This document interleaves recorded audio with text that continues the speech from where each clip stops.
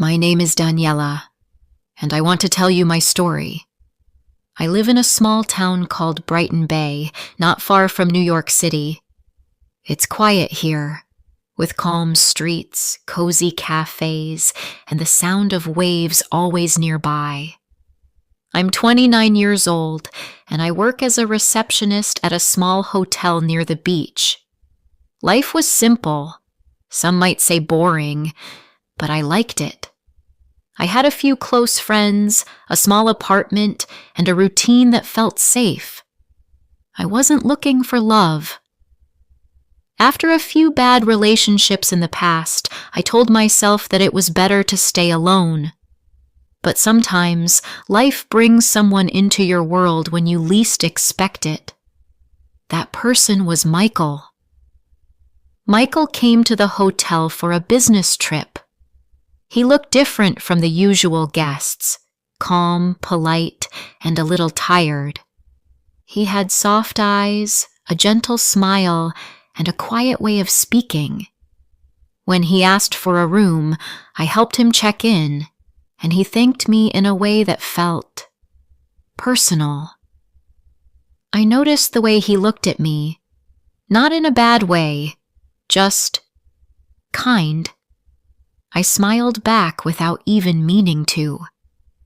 The next morning, he came down to the lobby and asked for directions around town.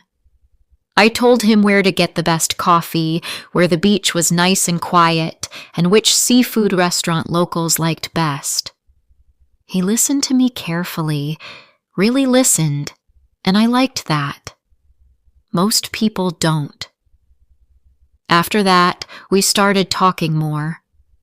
He stayed for 2 weeks. Every evening when his work was done, he would come to the lobby and we would chat. Some days we walked along the beach. Other times we sat on a bench near the lighthouse.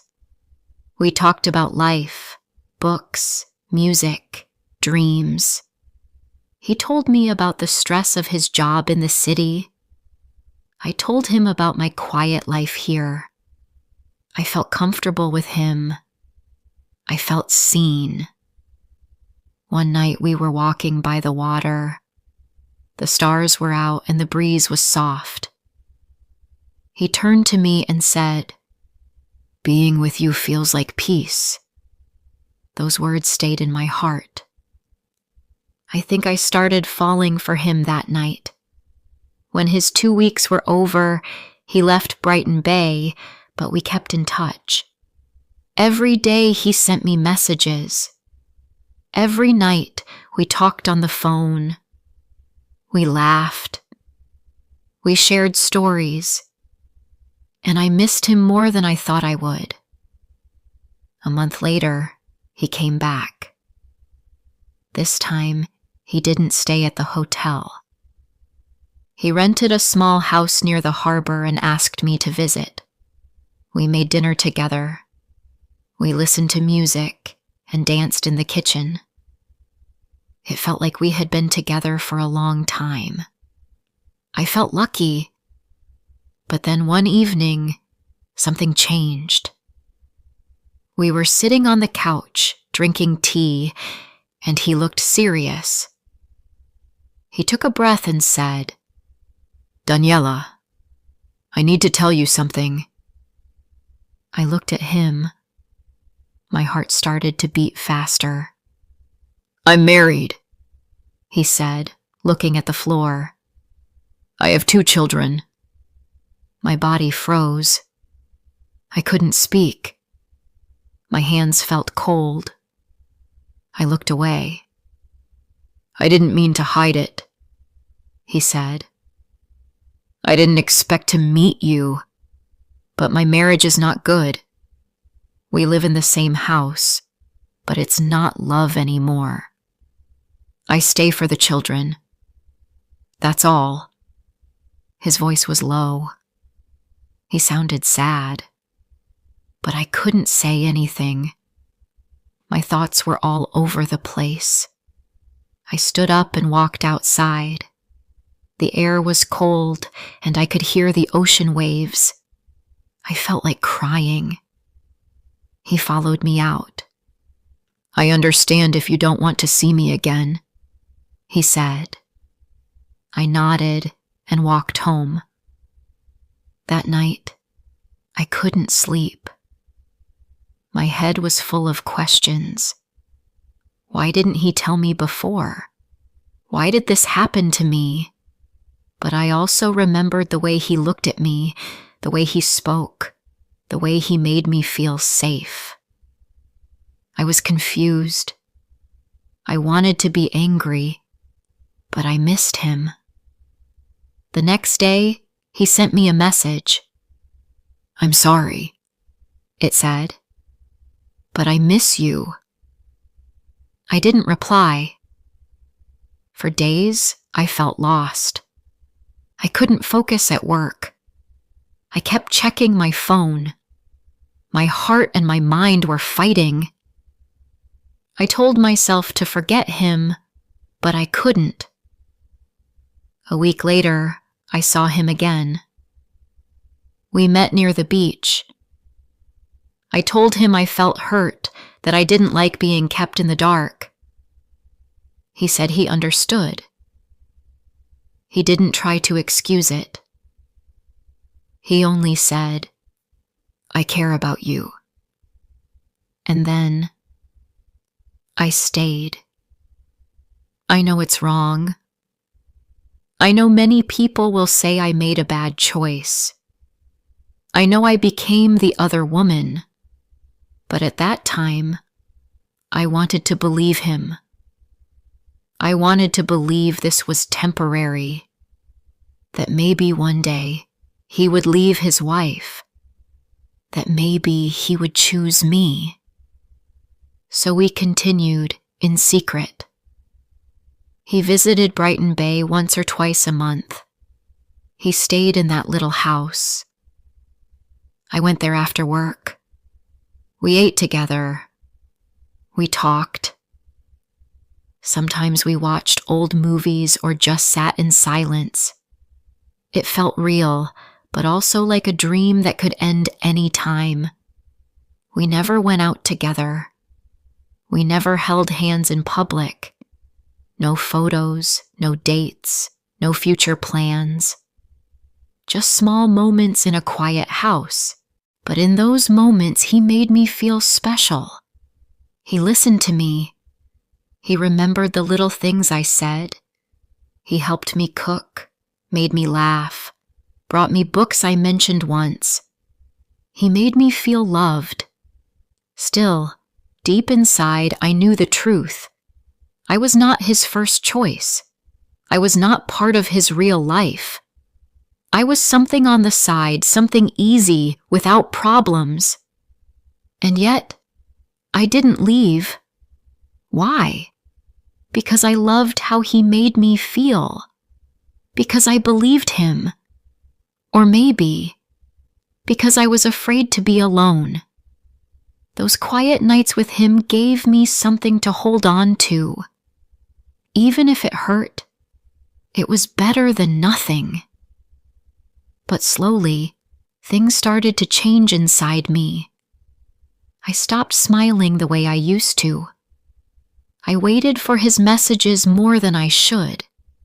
I made my schedule around his visits. I said no to friends. I stayed home, always waiting for him to call. My world became smaller. Just him and silence. Sometimes I stood on the beach and asked myself, is this love? Or am I just lost? And I would tell myself, wait, maybe one day things will be different. But the questions didn't stop. They grew louder. The weeks passed, and I stayed in that quiet world, waiting for Michael. I still loved him, but something inside me was changing. I started to feel tired, not just in my body, but in my heart. I was always waiting for a message, waiting for a visit, waiting for love that was only mine for a few hours at a time. Sometimes he came for a weekend. We stayed in the little house near the harbor. We talked, cooked, and held each other. But when he left, the house felt cold and empty. I looked around and saw only my things. He never left anything behind. No clothes. No photos. No sign that he had ever been there. It was like he lived two lives, and in one of them, I didn't exist. I tried to tell myself that love takes time. I believed he cared about me. Maybe he did. But he still went back to his wife, to his children, to the life where I did not belong. And I began to wonder, why do I let this happen? One night, after he left, I sat by the window and watched the rain fall. I asked myself, what am I doing with my life? I loved someone who could not give me a full heart. I was always second. I had dreams too, a home, a child, a man who would choose me every day. But instead, I had empty rooms and silent nights. I started to feel that I deserved more, but I was scared. I didn't want to lose him. I didn't want to feel lonely. Some part of me hoped he would change, that one day he would come to me and say, I left. I'm here now. Just for you. But that day never came. I spoke to my friend Nina, the only one who knew the truth. I told her how I felt, tired, sad, confused. You deserve to be first, Daniela, she said. You should be with someone who's proud to love you, someone who walks with you in the daylight, not just hides with you in the dark. Her words stayed with me. I started to notice how much I had changed. I didn't laugh like I used to. I didn't go out. I always checked my phone. I had stopped doing things I loved, reading by the sea, walking in the park, having dinner with friends. My world had become small, and I was the one who let it happen. One evening, Michael visited again. He smiled, brought flowers, kissed my forehead. He acted like everything was fine, but I was quiet. What's wrong? He asked. I don't know if I can keep doing this, I said. He looked surprised. Why now?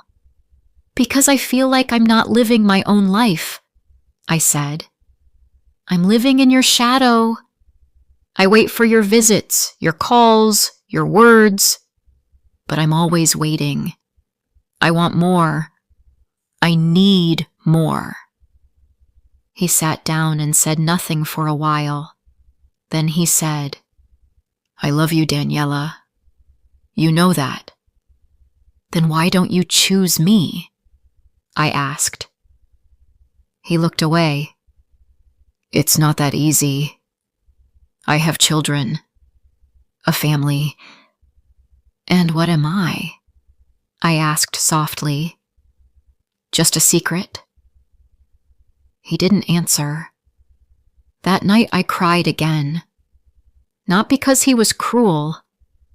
He wasn't. But because I finally saw the truth. He would never leave. Not for me. Not for anyone.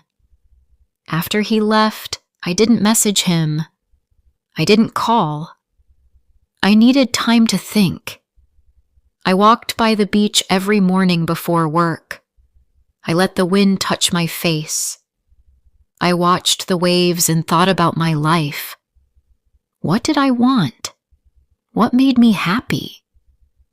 Slowly, I remembered the old me, the girl who loved long walks, coffee with friends, books by the fire.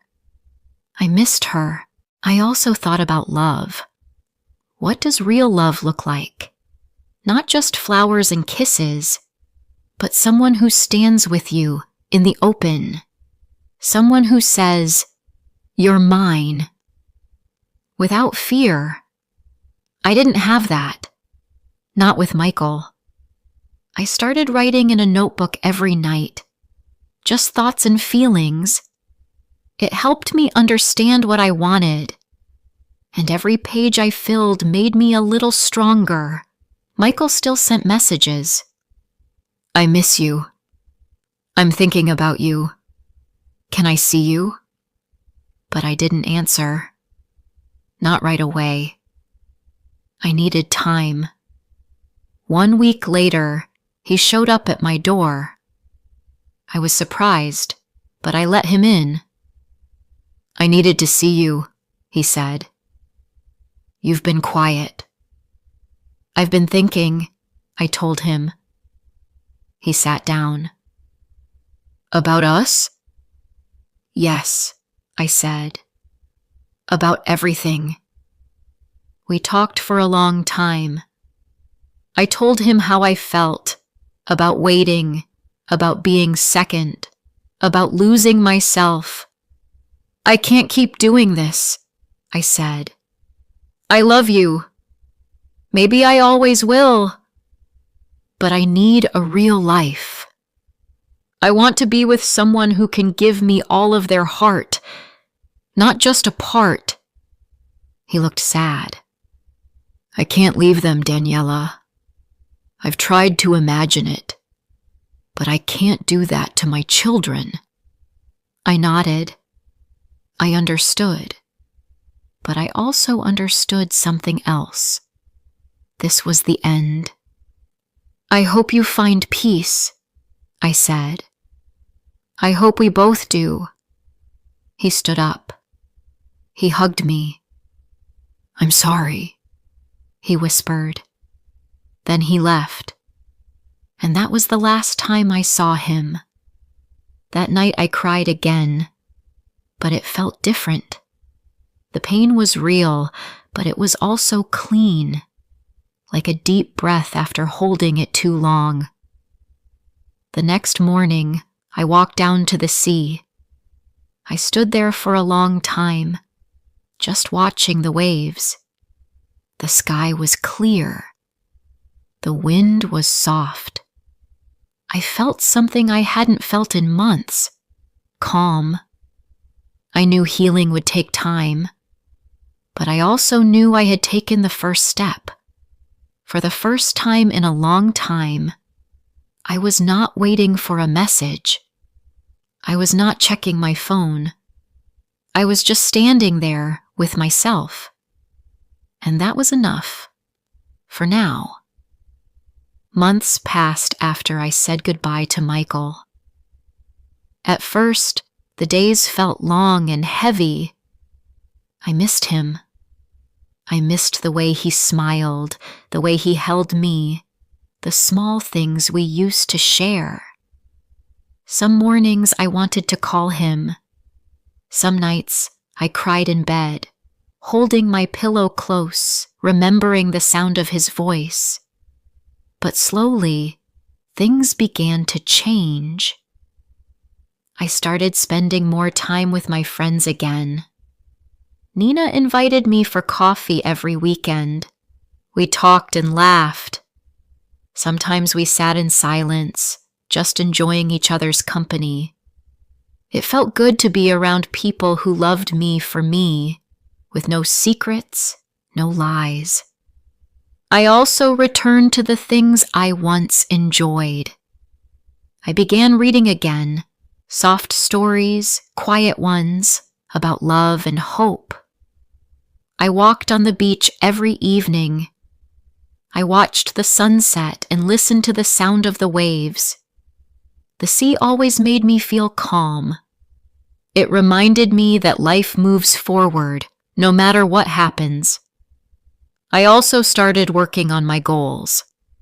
I took a small class at the community center, something simple about writing stories.